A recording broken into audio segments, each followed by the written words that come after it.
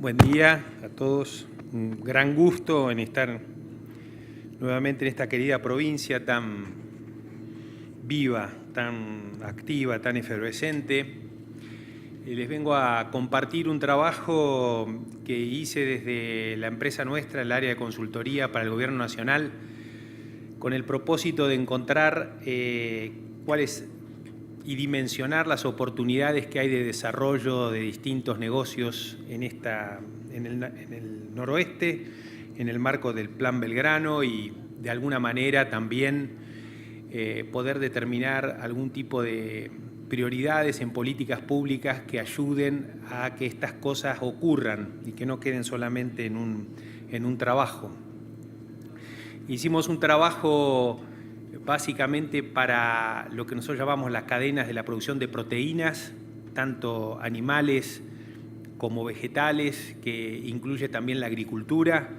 La soja, el maíz, son materias primas para la producción de proteínas, y abarcamos distintas áreas del noroeste, desde Jujuy, Salta, Tucumán, Santiago del Estero, no solamente la zona agrícola, sino obviamente también la zona ganadera, que es la proveedora de terneros. Detectamos o dimensionamos lo que es hoy y el potencial que tiene en el futuro las actividades que se están haciendo hoy. Es decir, lo que nosotros trabajamos sobre la idea de cómo mejorar las actividades actuales. Después hacemos al final algún tipo de mención sobre innovaciones o cosas nuevas, pero básicamente decimos que la agricultura puede pasar de 2 millones a 2,5 millones de hectáreas.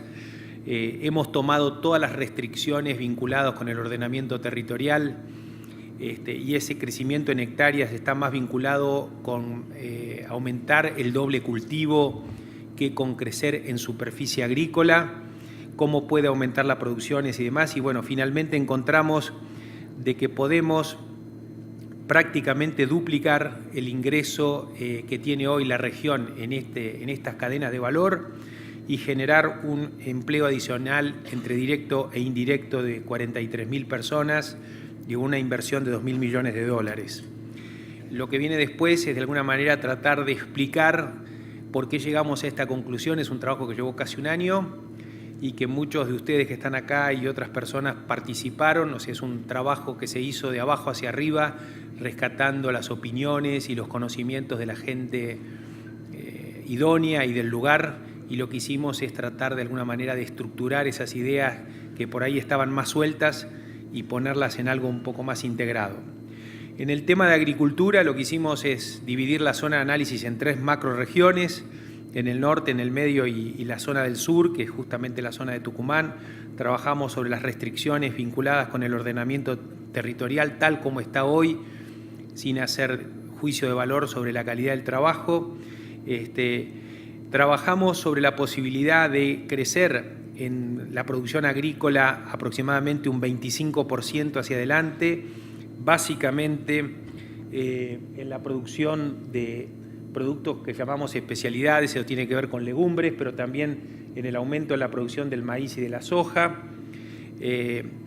Ese aumento en la producción, calculamos qué cantidad de empleo adicional genera, y más o menos la parte agrícola puede generar unos 4.000 empleos, y para alcanzar los 40.000 empleos hay que integrar la parte industrial. O sea, la producción agrícola primaria, digamos, en sí mismo no es una generadora directa de empleos, sino se integra un poco a la industria procesadora.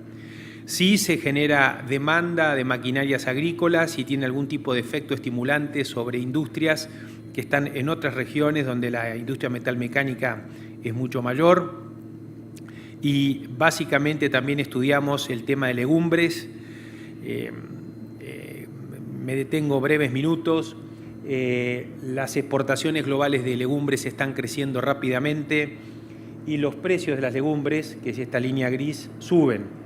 Es decir, es el único producto comparado con otros productos agrícolas cuyos precios tienden a la suba.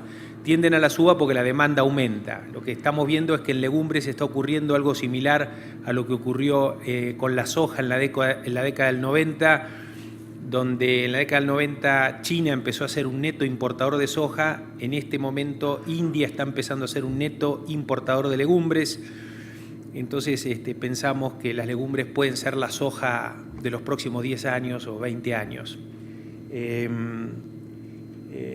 Básicamente nosotros trabajamos sobre la hipótesis de que este crecimiento no va a venir de las legumbres que nosotros actualmente estamos haciendo en el NOA, que es lo que llamamos legumbres especialidades, sino que va a venir de lo que llamamos legumbres commodities, es decir, legumbres, otro tipo de legumbres para otro tipo de mercados, donde los mercados son muchísimo más grandes. Básicamente estamos apuntando a garbanzo desi, a lenteja, arveja amarilla, etcétera, etcétera.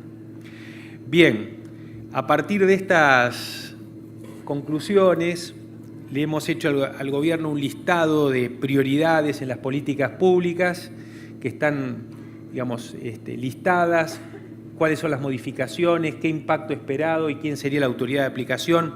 Es decir, que el gobierno hoy tiene esto en su poder como para poder generar distintas cuestiones. Muchas de estas cuestiones están siendo tratadas y están en marcha, se están implementando. Algunas, digamos, por ahí no con la velocidad que uno quisiera por la propia ansiedad que tiene, pero sí me consta que esta agenda está llevándose adelante y, bueno, me parece que el sector privado también tiene que involucrarse en muchas de estas cuestiones. Estas son las prioritarias, que son las verdes, hay otras que son amarillas, que son menos, y algunas que son un poco menos prioritarias, pero bueno, quien esté interesado en este trabajo yo tranquilamente se lo puedo enviar con mayor detalle. El otro trabajo que hicimos tiene que ver con la producción ganadera. Después de un trabajo que nos costó bastante tiempo, logramos entender que más o menos en el NOA hay 1.300.000 vacas que producen 700.000 terneros, es decir que hay un 55% de destete. Este número es un promedio que oculta diversas realidades. Nos hemos encontrado con muchas explotaciones que tienen menos del 40% de destete y varias explotaciones que tienen más del 60, 65%, así que hay mucha dispersión en este número con una carga de 0,3 equivalente vaca. Bueno, una parte de los terneros se van de la zona, más o menos el 20% de los terneros, el 40% se recría y se engorda. Algunos son faenados en frigoríficos locales, federales, mataderos. La carne va al mercado, esto es lo que consume el mercado, y lo mismo para lo que es en pollos o cerdos. Acá están los consumos de maíz y soja que lleva cada una de estas cadenas.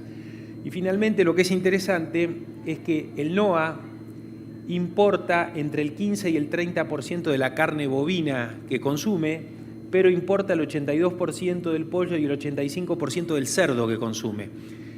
Sin embargo, una gran cantidad de granos se van directamente a las terminales de Rosario y a otros destinos y muy poco se procesa y se consume internamente. Es decir, en la foto de hoy nos encontramos que el NOA exporta granos al mundo, exporta algo de terneros e importa carne.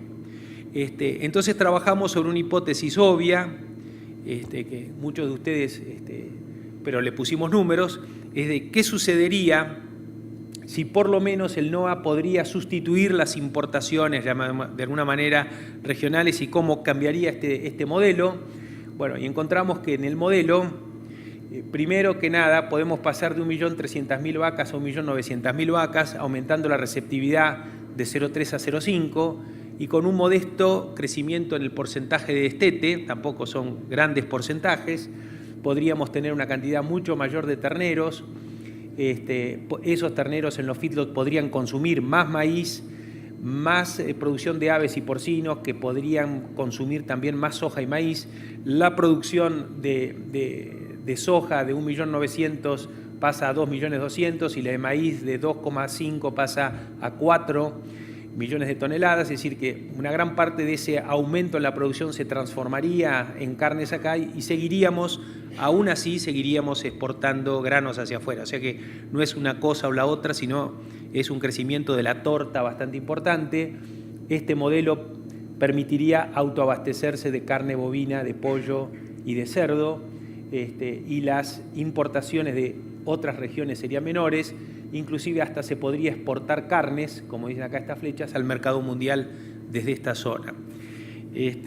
Bueno, este trabajo, el impacto que tiene sobre la producción de carnes es 11 veces debería crecer la producción aviar, 13 veces la de porcino, 2 veces la de bovinos.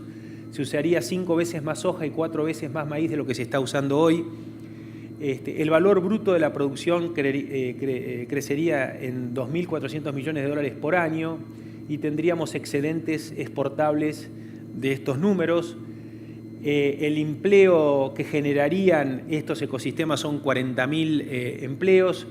La mitad son empleos directos y la otra mitad son empleos indirectos, a los que hay que sumarle los llamados no transables y los empleos que se generan en los ecosistemas de proveedores, de servicios y demás, que se calculan en la bibliografía 2.5 empleos por cada empleo directo, o sea que estaríamos hablando de, además de estas 40.000, otras 50.000 personas que se generarían. Es decir, el impacto que tiene esto sobre el empleo, sobre la producción, sobre la exportación es realmente excepcional en cadenas de valor donde el mundo pide nuestro producto, o sea que no hay que abrir mercado, los mercados existen, lo que hay que hacer es una especie de ingeniería y alinear de alguna manera todas las acciones.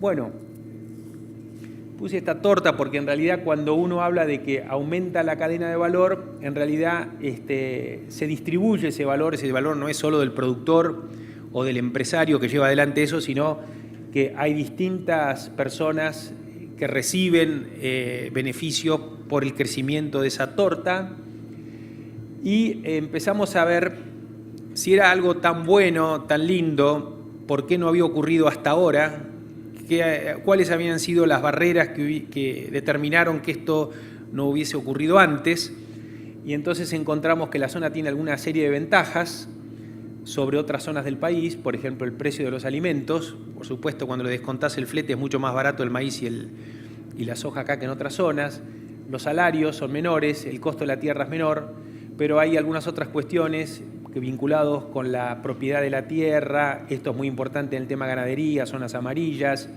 la infraestructura, la localización, en fin, el costo del transporte, hay algunas cuestiones que retrasaron. Yo quiero agregar a esto que en general las inversiones llaman a las inversiones. Es decir, si no hay nadie que esté haciendo en escala y en forma profesional pollo, es difícil que otras empresas vengan a instalarse a producir pollo. O sea, se generan clústeres o ecosistemas que llaman a otras inversiones de este tipo. Y esto era un llamado en la Argentina por Entre Ríos o la provincia de Buenos Aires. Y no se salía de ese ecosistema, de ese lugar, no se rompió la inercia de que sea hecha estas producciones en las zonas más cercanas a Buenos Aires. Así que no es fácil romper eso. Para romper eso hay que traer fuertes incentivos a la inversión privada. Tiene que haber realmente desde el sector público, del sector privado, una vocación alineada sobre estas cuestiones para que esto ocurra. Y nosotros empezamos a ver, porque claro, si aumenta la producción acá, parte de la producción tiene que ser exportable y entonces analizamos cuán competitiva es la producción de la tonelada de carne acá comparado con otros países del mundo. Argentina NOA, Argentina Río de la Plata, o sea, zona de Buenos Aires, Brasil Paraná, Brasil Santa Catarina, Estados Unidos. Y entonces el costo por kilo vivo, que es la línea más oscura, es más caro producirlo en Estados Unidos y uno de los lugares, digamos, más baratos es el NOA. Brasil Santa Catarina es un poco más barato que nosotros, pero es más barato producir en el NOA que producir alrededor de Buenos Aires. Es decir, que producir una tonelada de carne de aves es competitiva en el NOA. Lo mismo hicimos con cerdos, el costo del kilo vivo es la celeste. Vemos que en el caso de cerdo lo más barato es producir en el NOA que en cualquier otra zona competidora del mundo. El mismo trabajo hicimos para bovinos, que es la parte oscura. Bueno, en la parte de bovinos también es más barato producir una tonelada de carne de bovino en el NOA que en otras regiones competidoras del mundo. Mato Grosso do Sul aparentemente sería nuestro competidor, pero lo que vemos es que la decisión de no invertir en estas cosas no se deben a la competitividad estructural de costos, sino que hay otras razones que hicieron que estas inversiones no se hayan realizados aquí, ¿no es cierto? Y algunas de estas cuestiones que están detalladas en el trabajo, que tienen que ver con escala, estándares sanitarios, dificultad de comercializar sus productos, altos costos burocráticos por impuestos, tasas, gastos, bueno, falta de materia prima, terneros, ordenamiento territorial y seguridad jurídica, volatilidad histórica de los precios, desarrollo exportador limitado. Bueno, algunas de estas cuestiones de trabas que, por lo que estoy viendo, muchas de ellas se están empezando a disolver o a tratar o a debatir en forma pública. Pero bueno, hicimos el cálculo de cuál sería el impacto de esta producción en el mundo, en el mercado de carnes del mundo, ¿no? Entonces decimos que en pollos el comercio mundial son 12 millones de toneladas y las exportaciones argentinas son 250.000. Y hoy es nada la exportación del DOA. O sea que en un mercado de 15 millones de toneladas habría que colocar 200.000. O sea que es muy, muy poco lo que hay que colocar. Hicimos un trabajo de corte por corte cuál es el mercado mundial y qué exportaciones hay que hacer. Esto es una hoja de ruta para las negociaciones internacionales. Es decir, por más que uno tenga la voluntad de agregar valor, si no estamos integrados al mundo, si no tenemos una estrategia de colocación de productos bien coordinada desde el Ministerio de la Producción, desde el Ministerio de Relaciones Exteriores, es muy difícil. De alguna manera lo que tratamos con esto es que si algún día uno va a hacer una reunión de negocio con Corea, que se lleve debajo del brazo que hay que vender 10.000 toneladas de cuarto trasero con hueso, porque es un mercado que podría... Y bueno, y así es como... digamos, es una hoja de ruta para los negociadores. Lo mismo hicimos en cerdo, lo mismo hicimos en vacunos, y bueno, finalmente hay otras cuestiones que no fueron tratadas en nuestro trabajo, pero que tratamos de dimensionar: el impacto del uso de gramíneas para pasturas.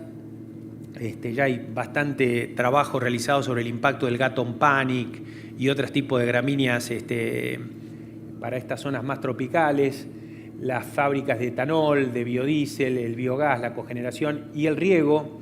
Encontramos que hay 200.000 hectáreas que se podrían regar.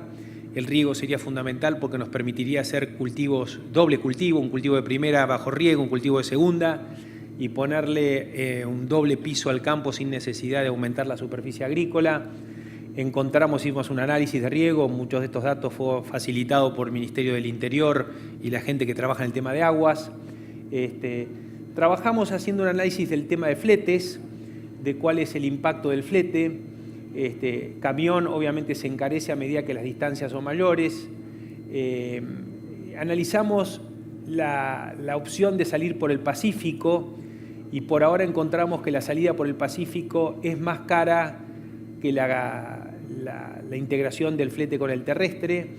Esto nos llamó la atención, pero está básicamente dado es que este flete terrestre todavía es alto y el flete marítimo no necesariamente es más barato, porque los puertos de Antofagasta y demás no tienen la intensidad de buques que tienen los puertos del litoral nuestro. Pero bueno, yo creo que esto en algún momento va a ir bajando. Sí es importante saber que el impacto del flete cuando uno transporta granos es entre el 37 y el 50%, pero cuando transporta carnes es entre el 2 y el 4%. Es decir, que una buena forma de bajar los costos de logística es transformar los granos en carne. Y le diría más, y con esto con intención de una sana provocación, y transformar los granos en carne generarían 40.000 puestos de trabajo, la inversión sería muchísimo más rápida y el impacto es mucho más rápido que transportar los granos por ferrocarril. Es decir, que si yo tuviera que recomendarle al gobierno dónde poner el foco es procesemos granos acá en origen, que es la forma más barata y más rápida de bajar los costos de logística. Trabajamos sobre las necesidades de financiamiento de este proyecto y cómo sería en el tiempo y cuáles son las fuentes de financiación. Y bueno, para finalizar, y después no sé si hay alguna pregunta, poder responderla. Nosotros pensamos que los problemas de la competitividad son problemas que obedecen a distintas cuestiones que deben ser tratadas en forma sistémica. Los problemas de competitividad no deben ser tratados afectando solo invirtiendo solo en logística o solo en educación, o solo sino que tienen que ser vistos como un conjunto, ¿no? El desarrollo de mercados, el estímulo al flujo de capitales, el estímulo al flujo de conocimientos, la innovación en organizaciones, el desarrollo de un nuevo liderazgo. Yo llamo liderazgo, integro en liderazgo el tema del emprendedurismo, el tema de los empresarios, el tema de la educación, pero hay 3 temas que detectamos nosotros que son condicionantes, es decir, que son temas que deben ser resueltos lo más rápido posible desde el Estado. Uno, el sistema de comercialización de carnes, directamente para erradicar el comercio marginal de carnes, que no es solamente un tema de control, sino un cambio de diseño. Nosotros hemos estudiado el tema y realmente pensamos que el tema del cambio, digamos, de la media res al box beef sería un cambio estructural que resolvería definitivamente el problema. El ordenamiento territorial y la seguridad jurídica, esto tiene que estar muy claro. El Estado tiene que decir qué se puede hacer, qué no se puede hacer. Bueno, están los temas también que están ahora más en boga del derecho de los pueblos originarios, el tema social de la agricultura familiar con la agricultura más industrial. Sí, son varias cuestiones de debate que deben darse para tener que los inversores realmente estén atraídos a venir aquí, y obviamente el tema de infraestructura, tema que ustedes conocen bien y que el compañero que viene después seguramente va a charlar muchísimo más que yo con detalle de todo lo que se está haciendo y todo lo que se piensa hacer en estos temas de infraestructura. Bueno, con esto también creamos un listado de prioridades que fue entregado al gobierno, las verdes, las amarillas y las rojas. Y bueno, este fue el equipo de trabajo que trabajamos en este trabajo. Muchas gracias y a disposición si tienen alguna pregunta. Un gusto haber estado aquí. Digamos, si quieren el trabajo, con mucho gusto yo se los puedo enviar a través de la Sociedad Rural. El trabajo es un trabajo de casi 300 páginas, con mucho nivel de detalle de todas estas cuestiones. Y simplemente quiero decir que desde el gobierno sé que cuando entregamos ese trabajo me tienen informado, digamos, de alguna manera de cómo está siguiendo esta hoja de ruta y lo que están haciendo en relación a estas cuestiones. Y mi opinión es que han tomado nota, se están haciendo cargo y van más lento de lo que yo quisiera. Nada más. Muchas gracias.